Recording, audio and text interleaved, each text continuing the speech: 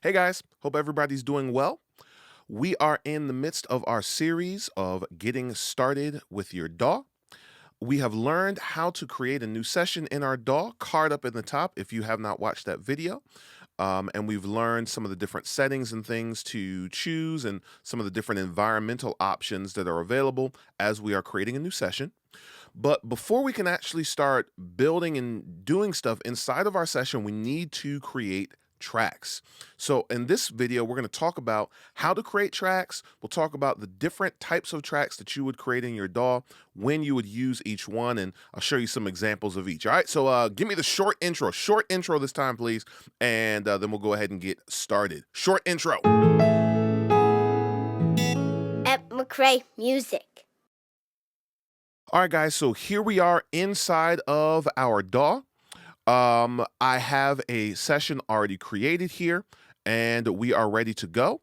Before we get started, remember to smash that like button, if you will. Please do that. I greatly appreciate it. Also, make sure you subscribe and turn on notifications so that you can be notified when new videos in this series or other stuff is coming out. Because, I mean, you don't want to miss stuff. You want to know what's going on.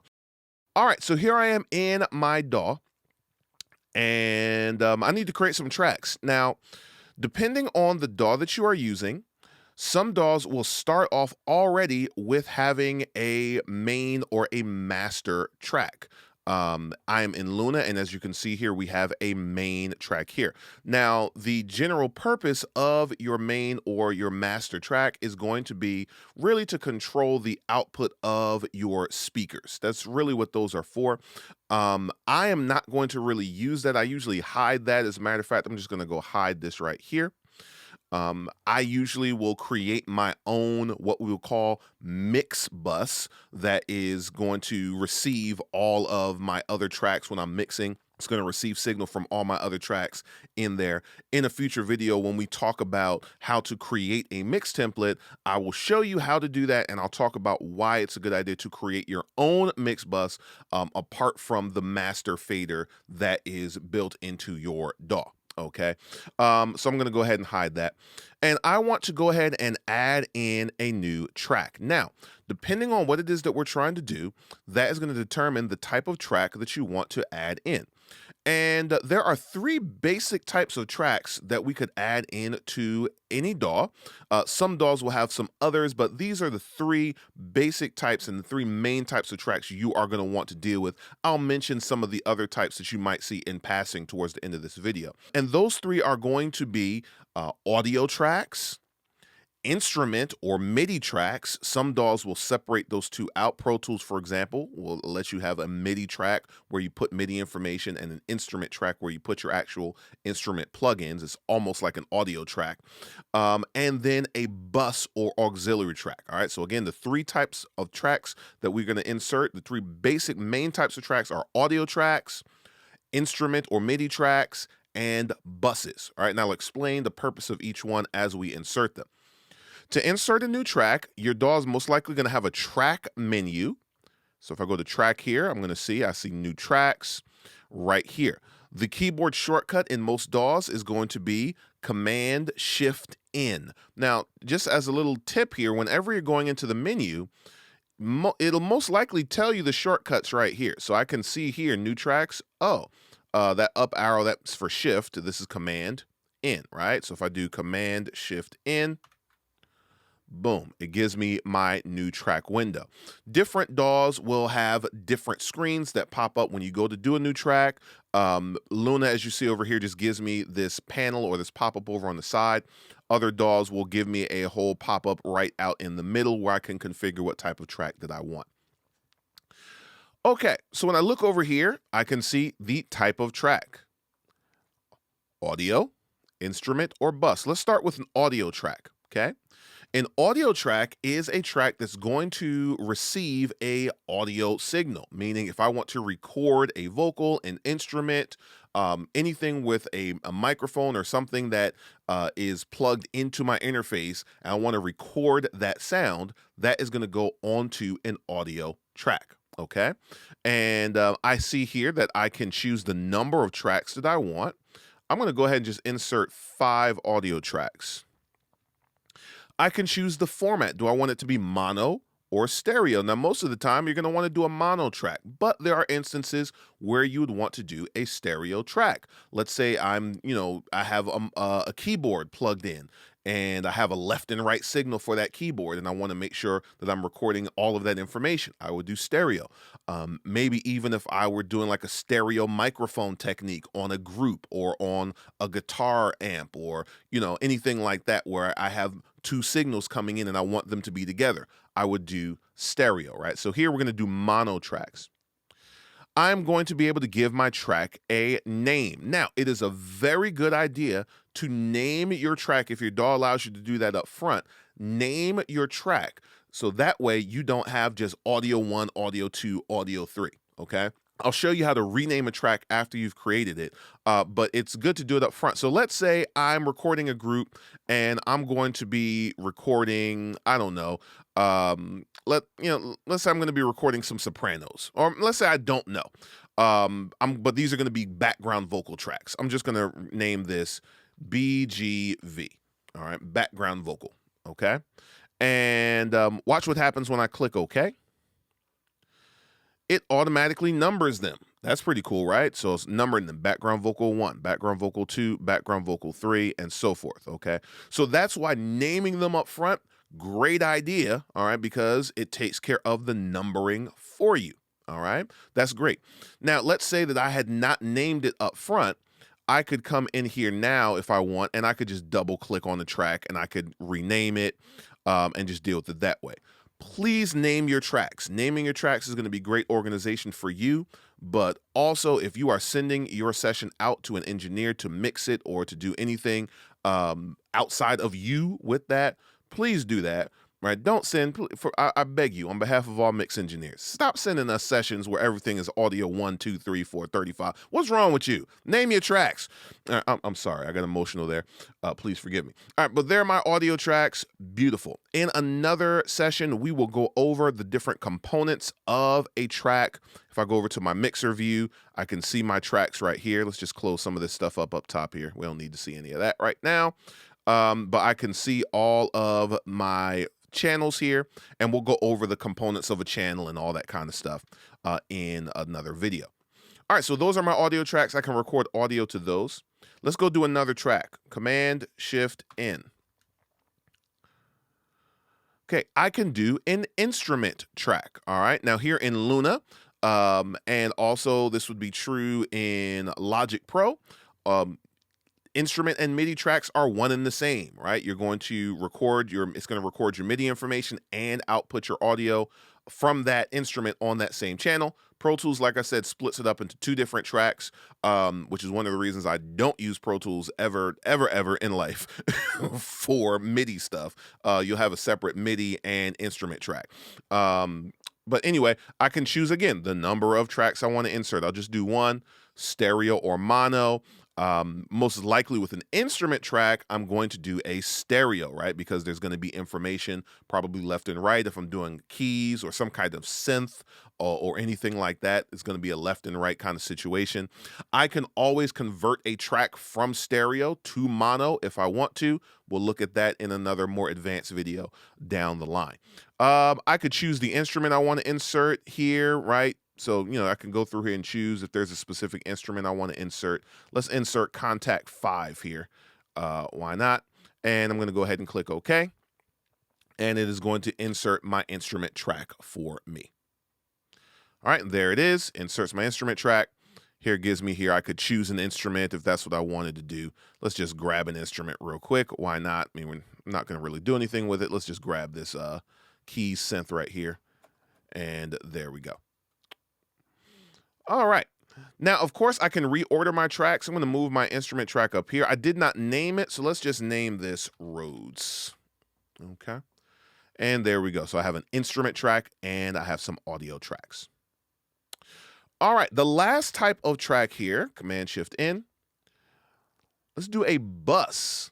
Buses are extremely important. All right. I want you to think of a bus just like you would think of a bus in real life, right? What does a bus do in real life? It transports people from one place to the next, right? So that's what buses inside of your DAW do.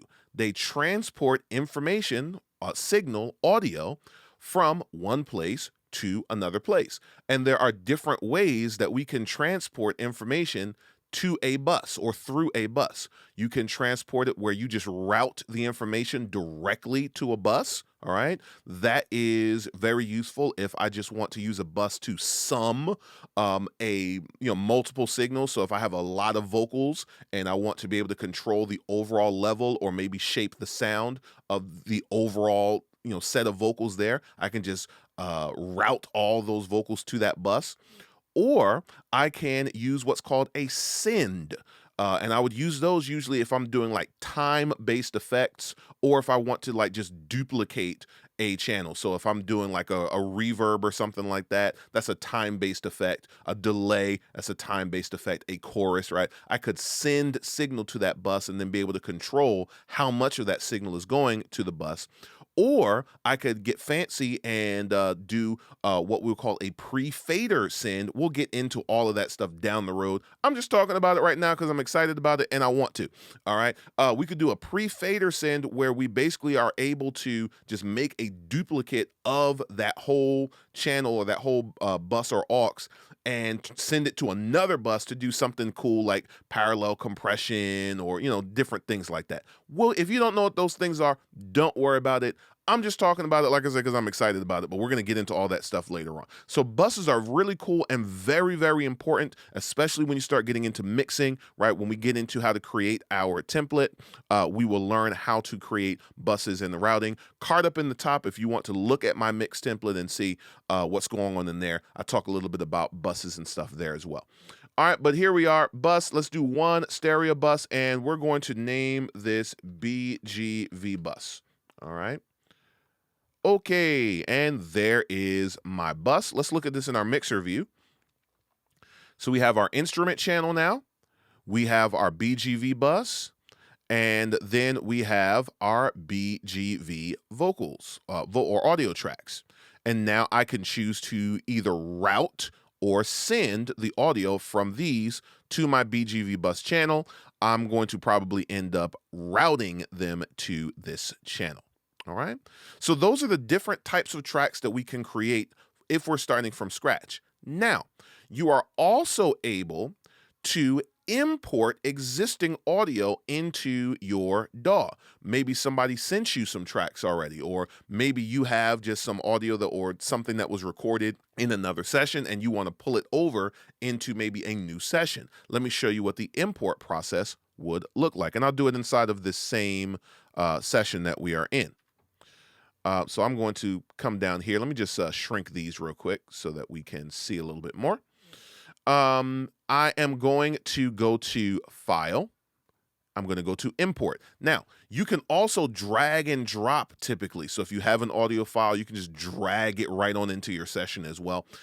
Oftentimes, it's better if you're doing a bunch of files to do file import because there will be options often for choosing what specific things you want to import, how you want to import them. Do you want to actually copy the audio files into your session or leave the originals where they are, right? Your DAW might give you some different options like that. So it's good to do file import, but you can drag and drop if you want. So file import. Let's go ahead and navigate. I got a folder here on my desktop with some instruments in it. And let's take a look at what's in here. Let's just grab all of this stuff. Let's say I want to pull all of these in here. I'll pull everything in except for the Vox. Okay. And I'm going to click open. And it is going to go ahead and go through the process of importing into my DAW. The importing process will also deal with conversion. So like if you have MP3s and you're importing them, it'll convert them into whatever the file format is in your DAW, probably WAV or AIFF. And it'll also convert sample rates. If your your audio was in like 48, and your session is in 44.1, it will go ahead and do that conversion as well. All right, so here we go. It has imported all of them in here. Let's kind of zoom out a little bit.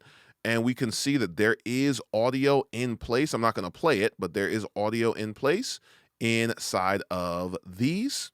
And this is great. I could come over here. Let's just shrink all of this too. I could come over here now, Shrink, I said. Shrink. There we go. I could come over here now and reorder these tracks. I could create another bus and then start routing things or sending things to that bus as well. All right. So easy process for importing. All right, guys, very straightforward there. We can add in new tracks. What are our three main types of tracks that would add in again? Very good. Audio tracks. What else? Instrument or MIDI tracks and buses or auxes. Very good, right? Now, in some DAWs, you might see some other types of tracks. You might see that you can insert a master fader if you wanted to do that. You might see that you could insert something called a VCA fader, which is going to be another way for you to be able to control multiple tracks at once without routing them to a bus.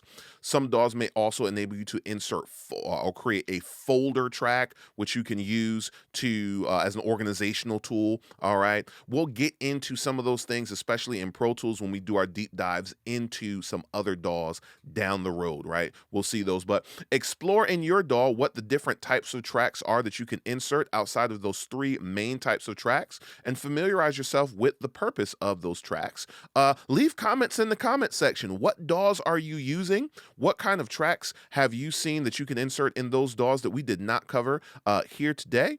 And if you have questions, of course, leave them in the comment section as well. I always love to hear from you, and I'll answer your questions, of course, to the best of my ability and knowledge. All right, this is great. This series is going very well. I'm excited about it. In our next, that was a nice voice crack right there.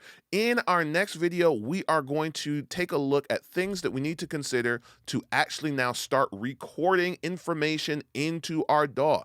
How, I want to record some MIDI information. I want to record some audio. How do I do that? What are some things that I need to consider? What are some of the parts of those tracks, some of those different buttons and icons that are there on the tracks that we insert? What are those and what do they mean and how do I use them? All right. I'm smacking the mess out of my microphone stand here, which must mean that it's time for this video to end. All right. So I'm out of here. See you guys next time.